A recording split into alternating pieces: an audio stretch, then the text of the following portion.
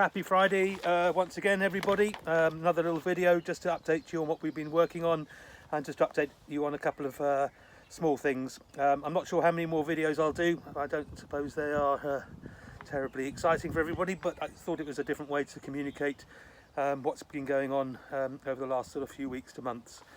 I'll start with the poem competition. I forgot to bring the prize, although it was in the boot of my car and I took Melissa's car, so I can't award that virtually, but I have to say we weren't deluged with hundreds of poems, but there is one particular poem that I thought was absolutely brilliant, which I'm going to read out to you now. This is from Pauline. I'll read it first so I don't get it wrong and then have to re-record everything. So Pauline sent this lovely poem in. She said, "Life is moving in a new direction, giving us time for more reflection.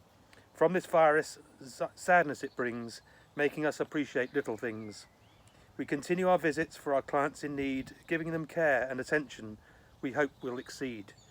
Let's cherish from it this most positive things, the love of each other, the comfort it brings.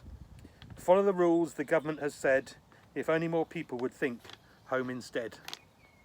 Very good, Pauline. I think you deserve the prize. We'll pop that on our website, on the Facebook page, I think, as well, and maybe in the client newsletter, caregiver newsletter, we'll send that out as well, because I think it's a lovely poem. So thank you very much for submitting that, and we'll make sure you get that. I don't know why I'm pointing over there. I haven't got it with me, but over there, the hand creams, etc.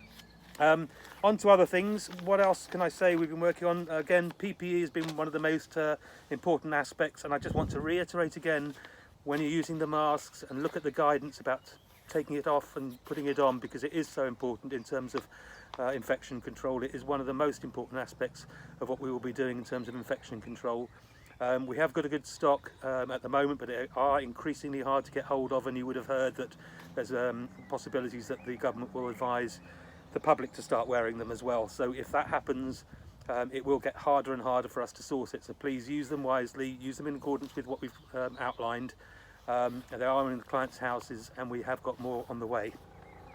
In the next newsletter, we're going to send out, we're going to focus on a bit more about well-being for yourselves. Obviously everyone has different opinions and different views of how useful this is for them and in their personal circumstances, but there are various things that we've been sent, links to websites.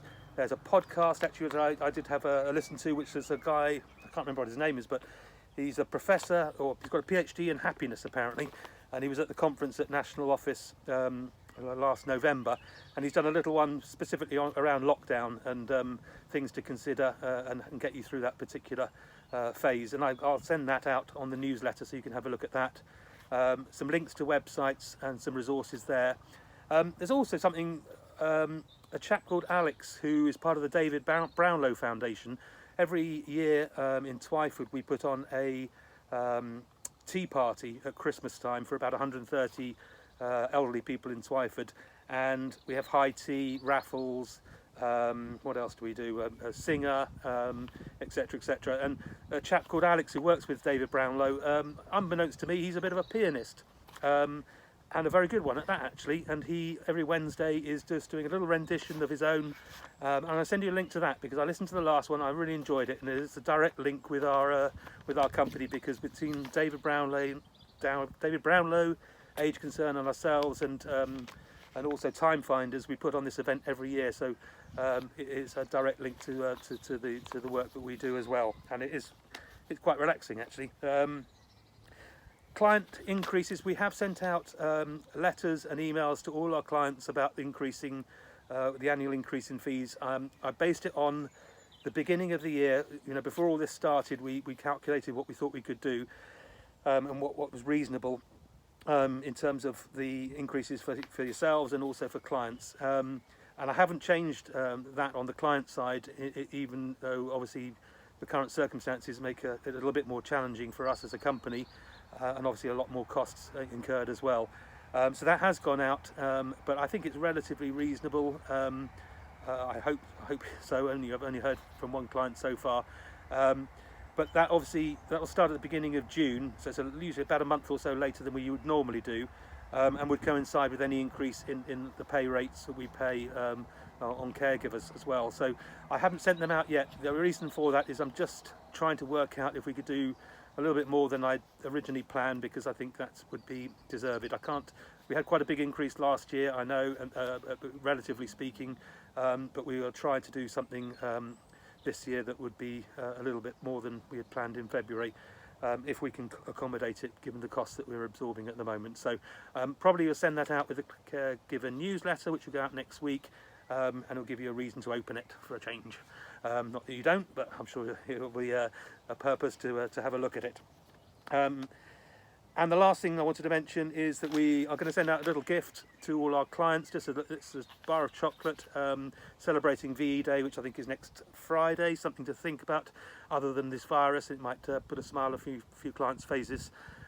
If you do have any clients you think that may not want a VE Day celebratory chocolate, perhaps we do have one client who's German by heritage and by nationality, and he might not appreciate that. So if you think maybe clients that might not appreciate it, please let me know before we send them out, which will probably be on Monday, maybe on Tuesday.